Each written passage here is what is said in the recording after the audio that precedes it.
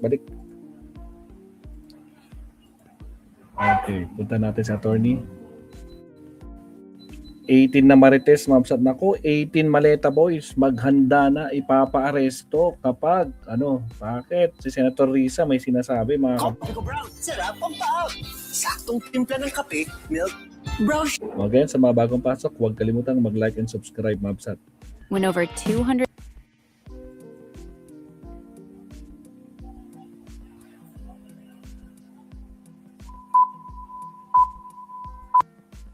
si Ma'am, no? Ross. Ano ba si Sisi Mike? Kung gumagawa ka ng kwento, Yan na. naninira ka ng iba. Ito yung point eh. Naninira ka ng iba. I-generalize natin ito, ma. Huwag tayong sumento sa iba. Ikaw ay isang taong nagpapakita na ikaw ay madasalin. Papakita mo na parang memorize mo yung Bible. Diba? Always, what do you call this? Wait, paano ba siya?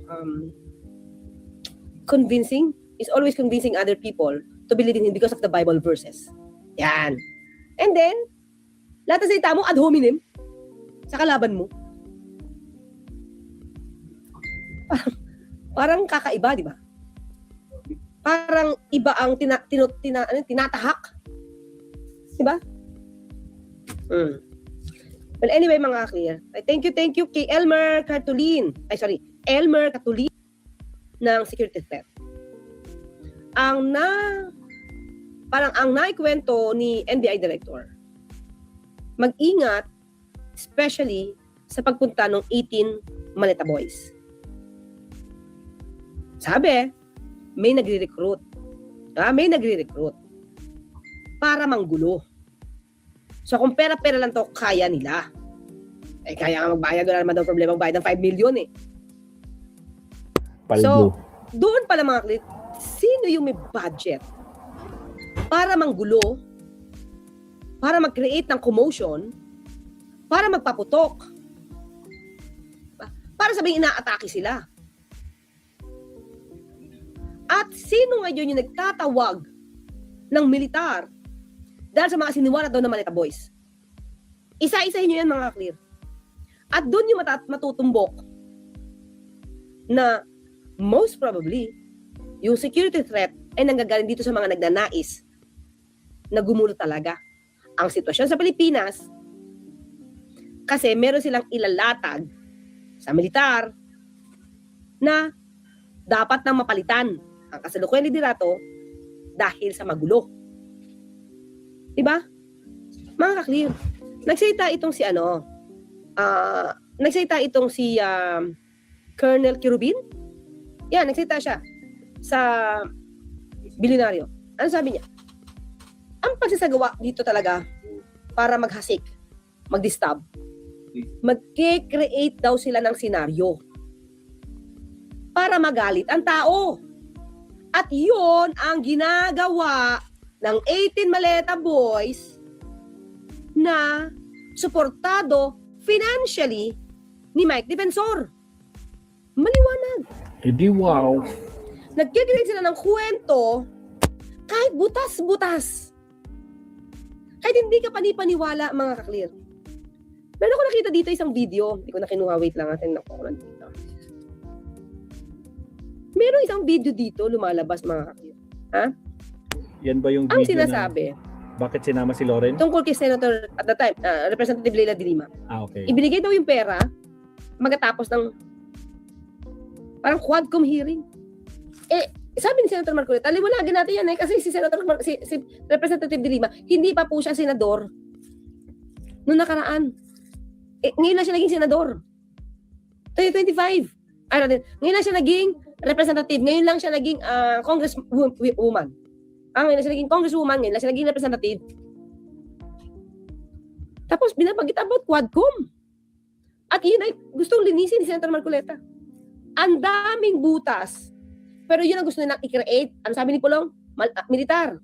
Mga taga-militar. Hindi ba malinaw yung maleta? Na wala naman napapatunayan sa maleta, kundi ginawa.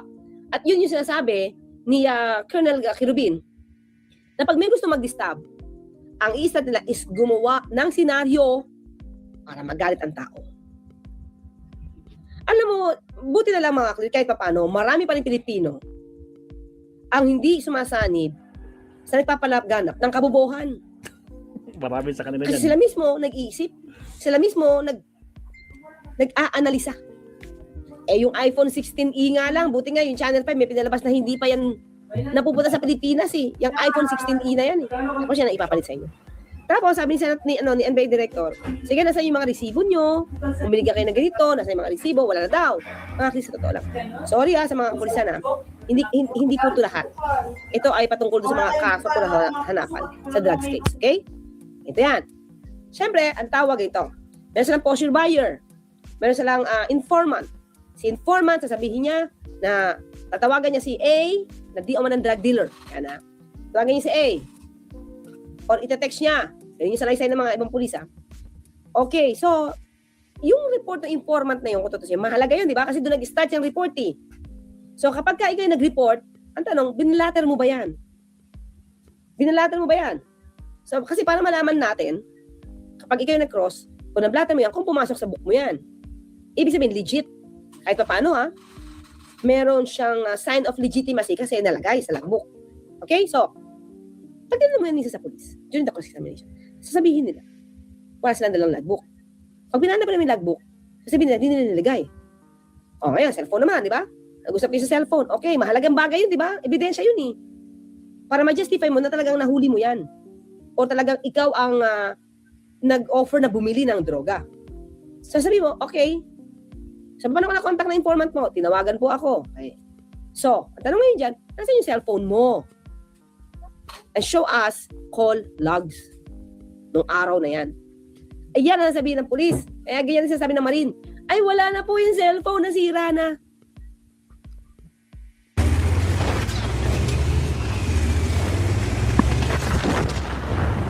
Again, sa mga bagong pasok, huwag kalimutan mag-like and subscribe. Gawin nyo ng 300 yung like natin, Mabsat. Shoutout sa naiwang 500 plus po. Salamat po. Minsan, mahuhuli mo, nagawa-gawa yung kwento kasi walang pang-backup. Diba? Yun yung mga, walang pang-backup na ebidensya. Okay, sige, panuloy natin ito mga kwento. Tignan natin ito kung magkakaroon ng problema dito, ha? Okay, kasi... Yan ang aarestuhin namin sila. Yan ang babala ni Senator Risa Hontiveros sa tinaguriang Maleta Boys kung iisnabin nila ang susunod na flood control hearing. Patay kayo ngayon.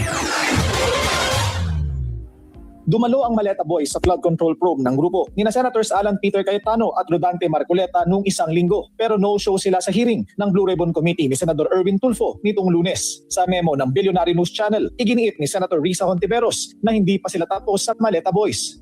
Definitely, iimbitahin po sila ulit, Willard, kapag fully constituted na ang Blue Ribbon Committee. Ibig sabihin, mahahalal na rin yung mga miyembro mula sa Minoria sa Blue Ribbon Committee at definitely iimbitahin po sila ulit. And by that time, I hope pauunlakan na nila yung imbitasyon. Hindi tulad nung nagbi-meeting kami sa Blue Ribbon Committee nung nakaraang araw, nandun lamang po sila sa taas, nagpe-press con pa. At ilang beses silang inimbita ni Chairman Erwin na bumaba at lumahok sa aming meeting, di nila pinaunlakan. Well, pag... ang sama pa nito mga isang senador pa ang nagtotolerate dun sa 18 Maleta Boys na huwag sundin ang patawag ni Senator Erwin. Yun si Senator Robin Padilla. Imagine yung mga nagagawa ni Senator Robin Padilla, ha? Kasama ni Senator Bato na umalis na Senado. Pinalabas, pinatakas, but still, siya yung kasamang lumabas. Ha? Pangalawa, diba? Pinakita niya yung kanyang lakas para magtuloy-tuloy si Senator Pia na dalhin ang 18 Maleta Boys. Ngayon, magkoconduct ng hearing si Senator Erwin. Siya pa ang kasama ng Maleta Boys para huwag sundin si Senator Erwin Tulfo. Yan ang Senator Robin Padilla. Diba? Nagmamalaki pa siyang kasama niya doon habang nagpe-press ko yung 18 Maleta Boys. komite na kaming fully constituted, inisyuhan sila ng imbitasyon, obligado po silang dumalo. Otherwise, mapipilitan pa ba kaming isabina sila tapos mag-show cause order pa para arestuhin pa sila? Sana hindi na. Kasi importante sa komite marinig sa full hearing na ang kanilang testimonya. Para naman kay House Okay, ito ang medyo dapat dito sila mag-ingat kasi ito nga yung info about the security threat.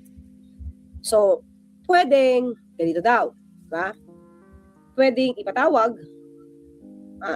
pag pinatawag, hindi umaten, tapos pinaaresto, pwedeng gumawa ng gulo. Di ba may nagre-recruit nga? At yun yung pwedeng hudyat. Kasi hindi sila atin, tapos yung mga na-recruit na ibang maghasik ng lagim, doon entra. Pangalawa, kung halimbawa mang umaten, tapos nakita nyo nagsisinungaling. Di ba mahilig sila dyan, huwag ka magsinungaling dito, huwag mo sadyang pagsinungaling dito, makukontempt ka. Pag kinontempt, pwedeng hindi yung hudyat para may manggulo. So dapat natin malaman sa mga senador dyan, kung sino man ang nagre-recruit para gumawa ng gulo. Sino man sa inyo. Mananagot kayo. Hindi kayo forever na kaya nyo mambuli. Kung sino man kung ordinaryong tao man yan, senador ka man, lahat ng gagawin mo dapat mong panugutan. Huwag kayong aalma na sabihin nyo may political persecution na naman. Ganyan yung linyahan nila mga kaklir. Gagawa ng krimen, gagawa ng mali, pag kino-call out, o kaya na-aaresto o dinidemanda, sasabihin political persecution. O hindi ba? So, syempre, alam na ng NBI, sino ba maaaring nagre-recruit dyan? Diba? At saan kayo kumukuha ng pondo? Diba? Sige, tuloy tayo. Prosecution Panel spokesperson Sia Alonto Adyong na nakapanayam din ng memo. Ang totoong misyon ng Maleta Boys ay ilihis ang atensyon ng publiko sa impeachment trial ni VP Sara. Pwede. Kaya nga sabi ni Colonel ano pa si Colonel? Sabi ko kanina? Colonel Kerubin. Colonel Kerubin. Sabi ni Colonel Kerubin, di ba? Gagawa sila ng senaryo para magalit ang tao. Ito yun. Kaya sa tingin natin mga clear, kahapon pa natin ito pinag-usapan, wala silang balak magdemanda. Wala talaga sila. Ito yung pananaw ko. Wala silang balak sa sinasabing transparency and accountability. Kasi wala talaga silang kwento. Ang gusto nila lang mangyari, mag-create ng intriga, gumawa ng senaryo, ituro yung kalaban ng mga Duterte para magalit ang tao, iisipin nila na dapat maniwala sa intriga nila dahil corruption ito. At iyon ang pinapakalat ng mga trolls nila. At dyan nagsisimula, at dyan din ang sentro ng panawagan ni Pulong sa militar. Hindi pa ba maliwanag ang maleta? Hindi nga maliwanag eh. Bakit? Kasi yung 18 na Maleta Boys, hindi makapag-testify ng diretso. Sino nagkukwento? Di yung abogado. Abogado na walang alam sa totoong nangyari. Kung totoong may nangyari. Di ba? Yun yung point dyan. So tama, pwedeng ilihis. Hindi lang ilihis mga kaklip. Hindi lang para ilihis ang impeachment, kung hindi totally mag-distab. Sabi natin basta nandiyan dyan sa likod si Mike Defensor, mag-isip-isip tayo anong totoong motibo. Very obvious talaga sa akin yon. Sila mismo naman talaga yung nagsasabi na they're really known to be a supporter of the Vice President. Nakatakdang mag-umpisa ang impeachment trial ni VP Sara sa July 6. Infantry joins large-scale battles in the free. Again, sa mga bagong pasok, huwag kalimutan mag-like and subscribe. Malapit na matapos si Atty. Claire Mabsat. Gawin nyo ng 300 yung like natin. Salamat po. Okay mga clean? So sa akin, dalawang purpose yan. Hindi lang, ililihis yung impeachment kasi yung balak nila is magturo na sila na magturo ng kalaban ni VP Sara. Lahat ng tumutulik sa akin VP Sara, palalagyan nila ng maleta. Yung pangalan nun palalagyan nila ng maleta. Pero once kumampi na, tatanggalin nila doon sa kanilang listahan. Paano tatayo yan sa korte? Adjustable. Diba? Negotiable yung statement nila. Diba? Parang pwedeng bilihin. Diba? Sa mga so, maliban sa sirain ng integridad ng mga taong sabihin nating hindi pabor kay VP Sara at kino-question ang kanyang pagiging di umanong lustay sa pondo ng bayan. Diba? Gigibain na yun sa pamamagitan ng paglalagay ng pangalan nito at lalagyan ng may maleta. Pero pag kinuwento mo pa isa-isa, paano ito nagkaroon ng maleta? Di nila makwento. Ang magkukwento ngayon, si lawyer. Si Baligod. Na walang personal knowledge. Imagine mo yung taong nagsasabi may personal knowledge sila, hindi nila makwento ng tama. Tapos yung lawyer o yung ibang mga senador na nagpupusa kanila, sila pa ang nagtatama ng kwento ng mga 18 maleta boys. So saan ka naman kukuha niyan? Diba? Pero syempre, may nag-a-adapt dito. Yung mga kakampi nila. Yun na ipapakala. Tapos yung kawawa mga Pilipino natin na walang kalam-alam, baka paniwalaan. Diba? Bobong kwento na nga, ginagawa pang bobo yung gustong maniwala. Yun. Basura na nga, tapos yung mga taong gusto maniwala, gawin pang basura yung isipan nila. Yun ang problema. Diba? Pagkatapos silang gibain, diba? Siyempre, lilinis kayo si VP Sara. If they are really for accountability and transparency, dapat tinututukan din nila yung di umanong nilustay ni VP Sara. Bakit wala about Duterte? Bakit pagka Duterte style, maka Duterte, wala. Walang issue about corruption. Diba? Itandaan natin, Mark Villar, DPWH Secretary. Bakit ang dami yung ghost project? Sinabi ni dating Pangulong Duterte, 2020. Ano to, walang alam? Si Mark Villar? Tapos nilinis na ng maleta boys? Ay wala, hindi ko nakita eh. As isang kwento pa hindi namin nakita. Samantala maliwanag sa kwento nila. Nag-deliver sila.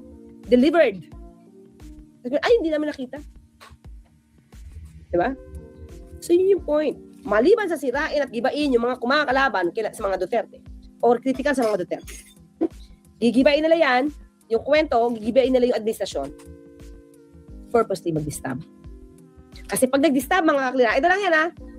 Pag nag-disturb, ang ganda na sa pwesto ang Pangulo, ligtas si VP Sara sa impeachment. Bakit? Siya na ang magiging Pangulo eh. See the point? Yun yung balak nila. Mag-defensor, di ba? Yun lang mga kaklit. Isa-isa lang natin yan. Thank you again, Elmer Catolin. Brave Heart, thanks to sticker and one-man band. Happy 50th birthday, oy, kay Raquel from your family in Toronto, Canada. Pag ito man, happy birthday to you. Happy birthday, Raquel, from one-man band. Okay, mga kaklit. Yun lang, at least. Pakaingatan nyo yan, kasi pag ito'y pina-aresto, baka ito, ang hudyat. Let's go! Let's go! Mga ni-recruit. Or kapag kinontempt dala si sinungaling, let's go make gulo. Ni-recruit. Maging maingat dyan. Diba? Alright, salamat, attorney. Ganoon naman talaga ang magiging plano nila, no? Kaya Diyos ko po, diba, Sir Leonardo? Again, sa mga kwan po, hindi pa naglalike dyan, may naiwan pang 476 live viewers. Baka naman, mabsat, no? Gawin nyo ng 300 yung like natin dyan. Baka naman. Okay, last topic tayo, Mabsat. Ito na po yung maiwan sa ating live for today, ngayong umaga. Countdown muna tayo.